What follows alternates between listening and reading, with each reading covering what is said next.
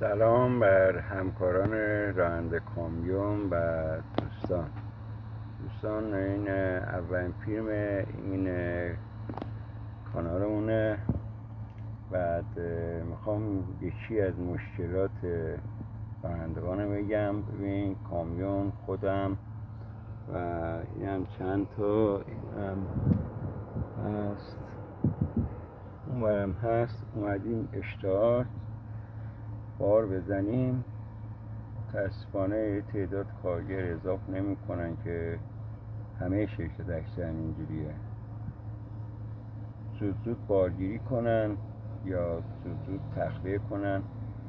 ما راننده ها یه روز باید فقط علاف بشیم، بار پیدا کنیم، یه روزم بیایم اینجا علاف بشیم، بارگیری، مسیر هست، مشکلات هست، با این همه هزینه های زیاد و گرونی و فلان.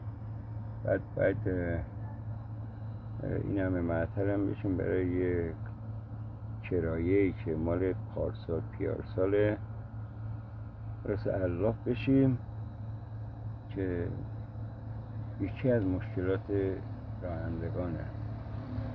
دوستان نظری چیزی دارین کامنت کنین. بعد اونقدر اینو نشر بدین که به دست مسئولا برسه، به داد این راننده ها برسن. ما چقدر این همه ظلم و تحمل کنیم؟ از این ور گرونی، از این ور بیباری، از این ور کمیسیون های 50%، 60%،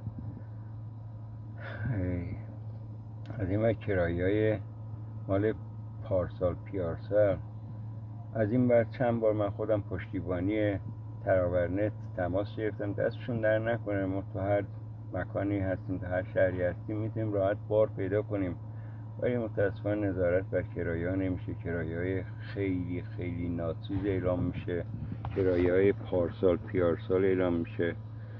بعد یکی از مشکلات دیگه هم اینه که اونجایی که اعلامبار دولتی هست، مثل بیتابار، نمیدونم کرمان، نمیدونم ساوه، شهرهای دیگه، اولویت بومیگرایی شده.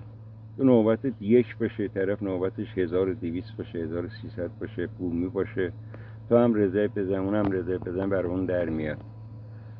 خلاص این مشکلات هست. این حمل نقلم نچرخه، این کامیون بار جابجا نکنه، این تریلی بار جابجا نکنه، خانواده من و شمای مسئول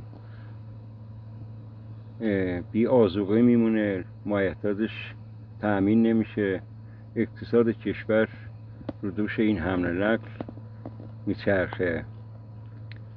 خلاصه به داد این راننده رسیدگی بشه. خانم وزیر، آقای مسئول، آقای رئیس جمهور، آقای پزشکیان، این مشکلات راننده ها رو حداقل 50% حل کنید. ممنون و متشکرم.